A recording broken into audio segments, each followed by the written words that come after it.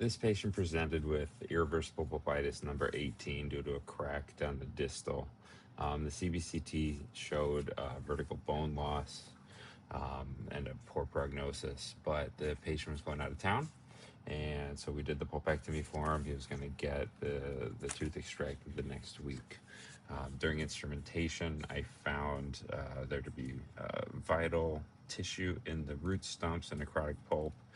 I instrumented this case the same as 738, the GenoWave case, to 35, 40 in all the canals within a millimeter to the apex. I spent considerable time hand filing, trying to peel all the tissue off the walls. And then this case, I ran the laser, the Biolase iPlus laser for additional irrigation. I closed the case up, no calcium hydroxide, cavit, reduced the occlusion. And he was supposed to get the tooth extracted the following week. However, it took him 3 weeks to get back to get the tooth out. So we'll see how that, if that makes a difference as the tooth is sectioned.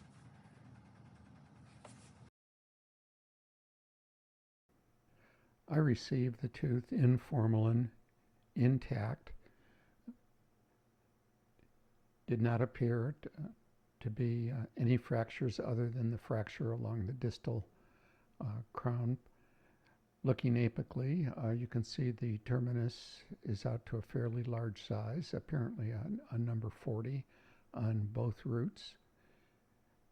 We did take some pictures of the fracture staining, and then our pictures showed what appears to be a very fully instrumented canals in both the mesial and distal roots. I sectioned the crown off with a disc and took some pictures of it. And then we separated the mesial from the distal root, and then did our sagittal sections, as is our method, and then split the root into two halves, each the mesial and distal root. This is the distal root. Did not appear to be any intact pulp tissue, as we have found in other cases. Everything looked fully instrumented and little to no pulpal tissues. And then when we examine them, I'm going to use TDO here, which is a much better way to show this. We looked at 7 areas. And when you go in and actually look at, this is area number 1, which is kind of mid-root area on the distal canal. And you see a relatively clean canal, no obviously pulpal remnants present, and you see a significant amount of removal of the smear layer with intact dentinal tubules.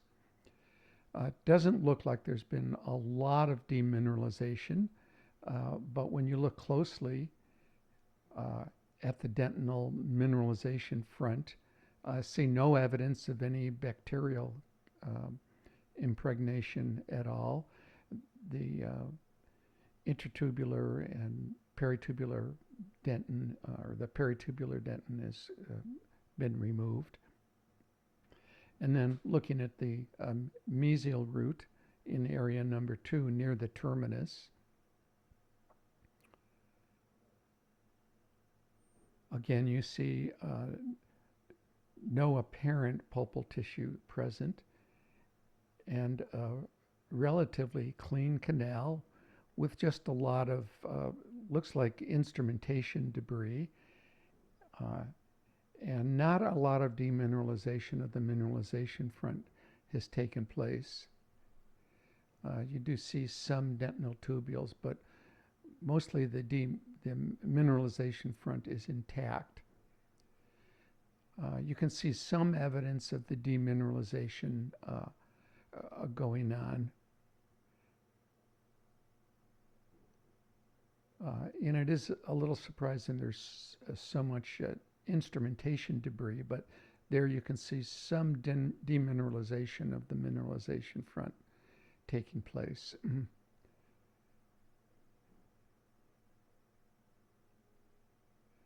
Those are the chalcospherites in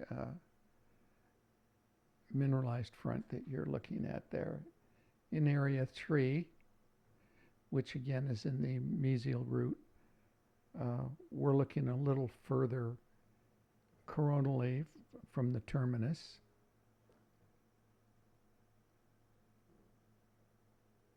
And again, what looks like very clean canals, well instrumented.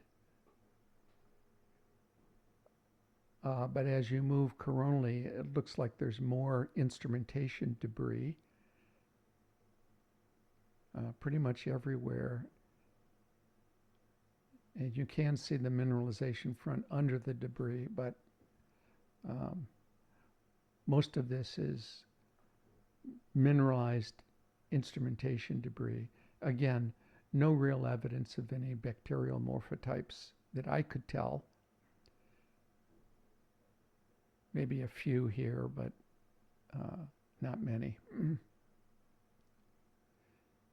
Area 4, further coronally now in the mesiobuccal canal. And you can see again a relatively clean canal with quite a bit of instrumentation debris on the canal wall. And not a lot of demineralization has taken place.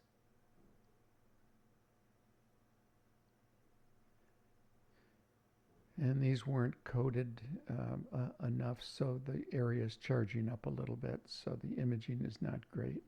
And there you can see through the dentinal debris, the mineralization front has been partially demineralized. And there you can see the chalcospheroids of the mineralization front. So obviously the EDTA has had some effect, although less than expected. Now in the apical part of the mesial root, the situation changes a little bit, and when you look carefully in the apical third of the root, again you see a lot of instrumentation debris, but when you look through that down to the mineralization front, you do see some indication of a formed biofilm. And as I've mentioned, this can be mimicked by the demineralizing predentin, but I believe these are bacterial morphotypes that have not been removed just on the mineralization front. So this looks to me like a bacterial biofilm that has obviously been affected by the instrumentation and perhaps the laser, but it's fairly characteristic of a biofilm. And this is really the only place where I found these bacterial morphotypes, just in one or two areas. When you look a little more coronally in the distal root, again, you see quite a bit of instrumentation debris.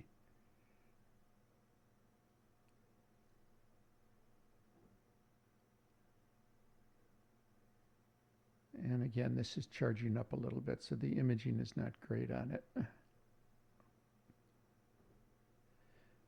It takes about an hour and a half to do each separate area, so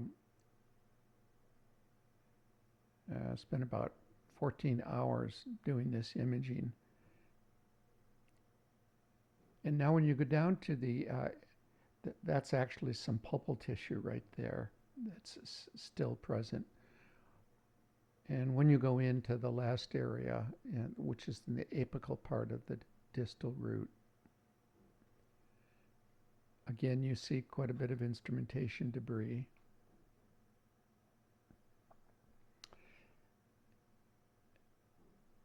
And you can see through that to the mineralization front, but you don't really see any intact dentinal tubules and no real bacterial morphotypes that I can detect, although there's a suggestion that maybe the laser has affected some of these. So that's the report. I thank Brendan for sending the case.